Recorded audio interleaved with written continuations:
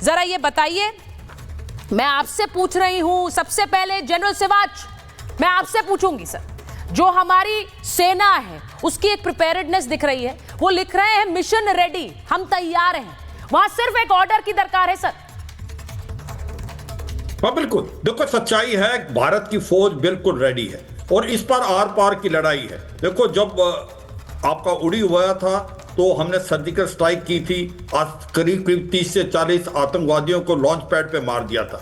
और उसके बाद पुलवामा हुआ तो बालाकोट हम खैबर पख्तूनख्वा में 90 किलोमीटर अंदर जाके एयर स्ट्राइक की थी। जैसे मोहम्मद का पूरा कैंप जिसमें 300 साढ़े 300 आतंकवादी थे उनको बर्बाद कर दिया था। मगर अब वो नहीं होगा, अब आर पार की लड़ाई है।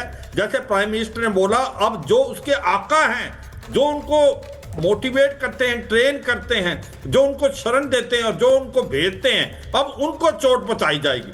तो इसमें कोई शक नहीं कि अभी पाकिस्तान की आर्मी और पाकिस्तान की ISI के ऊपर उंगली है और अब उनको जवाब देना पड़ेगा। जैसे अभी आप देखें कि इसमें कोई शक नहीं रह जाता कि पाकिस्तान इन्वॉल्व है। पाकिस्तान कहता प्रूफ बताएं, प्रूफ क्या बताएं? सबको पता है कि पाकिस्तान एक आतंकवादी स्टेट है। ख्वाजा आसिफ जो डिफेंस मिनिस्टर पाकिस्तान के, वो नेशनल टीवी पे बोलते हैं हम 3 दशक से आतंकवादी बना भी रहे हैं, ट्रेन भी कर रहे हैं, मगर हम ये कार्रवाई कर रहे हैं US के लिए, यूरोप के लिए और UK के लिए। तो आतंकवाद की तो लिए इसमें कोई शक नहीं। सर उन्हें लग रहा है अमेरिका उनके बचाव में आ जाए। अमेरिका पर इस वक्त सारा का सारा दारोमदार डाल के उन्हें लग रहा है अमेरिका कम से कम बचा ले। उसी इंटरव्यू में वो ट्रम्प से ये कह भी रहे हैं कि आप हस्तक्षेप करिए। उन्हें पता है इस वक्त उनके लिए कोई रास्ता नहीं बचा है, अमेरिका उनकी हेल्प नहीं करेगा। हमेशा से अमेरिका पर रोते हुए जाते हैं। मैं जरा एक खबर बता रही हूं सर, ये जरा सुनिए राधिका जी, जरा सुनेंगे, हमारे पाकिस्तान के मेहमान जुड़ रहे हैं। पाकिस्तान से तनाव के बीच जो RSS प्रमुख मोहन भागवत का बयान आया है, RSS प्रमुख मोहन भागवत का बयान आया है और वो क्या कह रहे हैं? वो कह रहे हैं देश हित में जो सही होता है वो भारत करता है, उकसाने पर विरोधियों को करारा जवाब देते। हम पड़ोसियों को नुकसान नहीं पहुंचाते लेकिन उकसाने पर करारा जवाब देते हैं, ये कह रहे हैं RSS प्रमुख मोहन भागवत।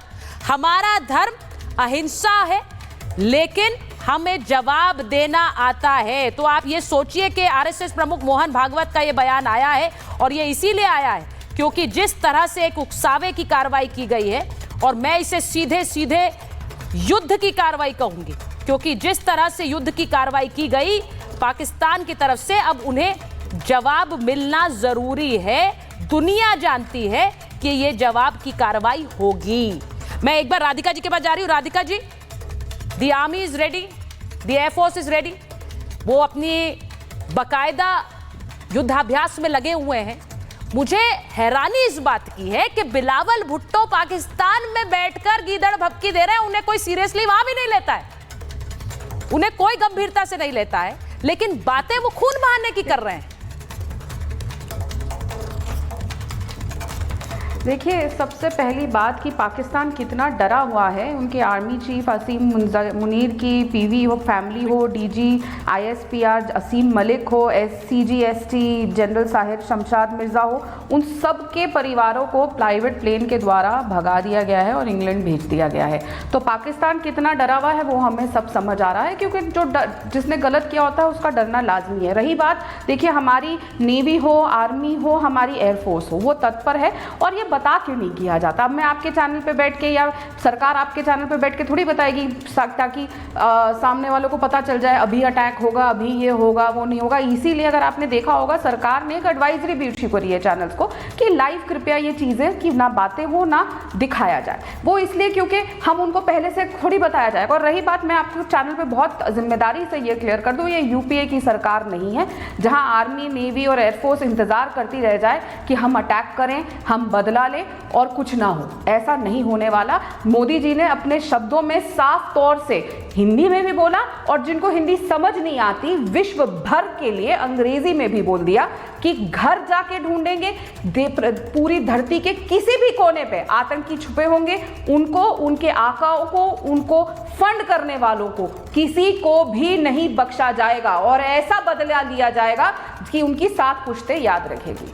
ये बहुत मैं कैटेगोरिकली कर दूं, और हम ये पहले भी करके आ चुके हैं जब हमने सर्जिकल स्ट्राइक्स करी। लेकिन बहुत अहम बात जो इसमें आती है कि हमारे जो विपक्ष के लोग हैं इस समय वो क्या कर रहे हैं। इस समय अगर आप कहते हैं मीटिंग से आके निकल के कि हम सरकार के साथ खड़े हैं, राधिका जी, मैं कहना चाहती हूँ इस वक्त द कंट्री स्टैंड्स यूनाइटेड। मैं ये इसलिए कहना चाह रही हूं क्योंकि देश में देशवासियों के लिए Radhika ji, the world is standing with India. Ma'am बहुत बड़ी बात, सही बात है, बिल्कुल सही बात है। आई सेकंड दिस, बिल्कुल सही बात कह रही हैं, बिल्कुल सही बात कह रही है। The world is standing together. प्रधानमंत्री जी पे सवाल दाग रही है। Yes, the world is standing together. और मैं एक चीज, ये तस्वीर जरा दिखा रही हूँ राधिका जी, क्योंकि मैं पाकिस्तान के जो हमारे वहां से मेहमान जुड़े, मैं उनके पास जाऊं। बिट्टा साहब लंदन में दूतावास पर ये सो कॉल्ड कर्नल हैं, ये कर्नल नहीं, मैं तो कहूंगी ये आतंकी ज्यादा दिख रहे हैं। गर्दन काटने का इशारा करते हैं वहां से उन प्रदर्शनकारियों की तरफ जो वहां भारतीय प्रदर्शनकारी वहां प्रदर्शन कर रहे थे। इनकी हिम्मत है बॉर्डर के इस पार आने की भी। जिस अभिनंदन की तस्वीर लेकर हाथ में खड़े हैं उसका जिगरा था कि वो बॉर्डर के उस पार जाए, और ये कर्नल है। देखो, हमेशा इन्होंने अम्बेसियों में कोशिश की है ऐसी हरकत करने की, हमेशा, हमने कभी नहीं की। और इनके इशारों पे इसी यूके अम्बेसी के अंदर हमारे तिरंगे झंडे का अपमान हुआ, और यही लोगों के कारण कनाडा अमेरिका के अंदर तिरंगे झंडे को पैरों में रूंधा गया। इन्हीं लोगों के कारण हनुमान मंदिर कनाडा पे हमला हुआ। इन्हीं लोगों के कारण इतनी बड़ी कश्मीर के अंदर घटना, मां के सामने उसका बच्चा चले जाना, पिता के सामने उसका बच्चा चले जाना, पत्नी के सामने उसका पति चले जाना, और पत्नी कहती है मुझे भी गोली मार दो। क्या कसूर था उनका? बिल्कुल, क्या तकलीफ थी इनको? ISI को तकलीफ क्या थी? इनको पूछना चाहता हूं। तकलीफ इनको यह थी कि यहां उपराष्ट्रपति अमेरिका के आए थे।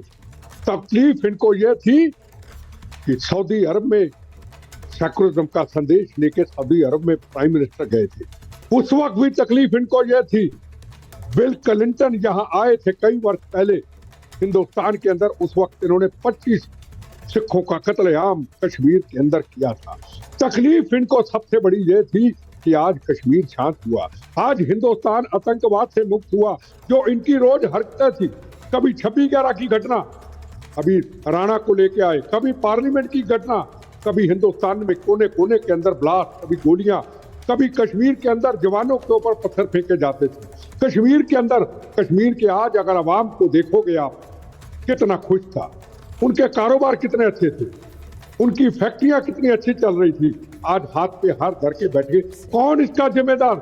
इसके जिम्मेदार हाफिज जैसे लोग, ISI जैसे लोग, जिन्होंने ये हरकतें की। एक हरकत करते हैं पंजाब के अंदर, बब्बर खालसा, खालिस्तान कमांडो फोर्स, कोई बब्बर खालसा नहीं, कोई खालिस्तान कमांडो फोर्स नहीं, कोई लश्कर तोबा नहीं, कोई खालिस्तानी नहीं, बैनर लश्कर तोबा, banner Khalistan commando force, banner इनके खालिस्तान जिंदाबाद फोर्स।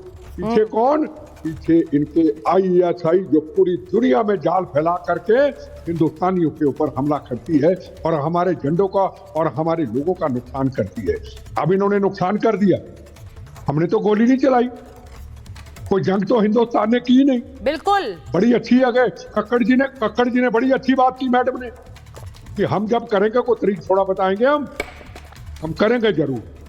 और भागवत जी ने भी यही बोला, RSS के चीफ ने, कितना सुंदर बयान था। हम पड़ोसी का नुकसान नहीं पहुंचाते, पर हाँ, अपने राष्ट्र की रक्षा करना राजे का फर्ज होता है कि उसकी आवाम की उसकी रक्षा कैसे करे। मैं आपको कल की बात बताता हूँ। कल मैं राजस्थान में था, हजारों स्टूडेंट थे किसी यूनिवर्सिटी के अंदर। कल पहली बार शपथ दिलाई। वक्त आ चुका है, ये रोज रोज की मौत के कफन बांधने से एक बार हम सही बात है, बिल्कुल सही बात है। और हिंदुस्तान के प्रधानमंत्री को कह दें, हाँ। प्रधानमंत्री जो फैसला लोगे उस फैसले के आगे हमारा सिर झुकता है। Yes. आज मौत का कफन हिंदुस्तान के लोगों ने पहन लिया है। जो फैसला होगा, आर पार की लड़ाई होगी, सर, कब होगी, खून खौल रहा कैसे है। होगी। और बिट्टा हिंदुस्तानी साहब, ने बहुत जितनी बार आप उन तस्वीरों को देखते हैं आपका खून खौलता है कि कैसे बच्चों, माओं के सामने कैसे उनके पति, उनके पिता उनको गोलियों से भून दिया। वो तस्वीरें देखकर कलेजा मुंह को आता है। ये आप सही कह रहे हैं। इसीलिए हम कहते हैं कि जो फैसला होगा और उसका इंतजार सिर्फ हमें नहीं है, वहां पाकिस्तान में है। मैं एक बार जीडी बख्शी सर के पास जा रही हूं, एक बार लीजिए सर को प्लीज। जीडी बख्शी सर, मैं एक बड़ा क्लियर एक बात कह रही हूं। मैं कल भी आपसे बात कर रही थी सर, और आज जब हम ये तस्वीर देखते हैं, आप तो सर जानते हैं कि सेना के अफसर होने का मतलब क्या। आपसे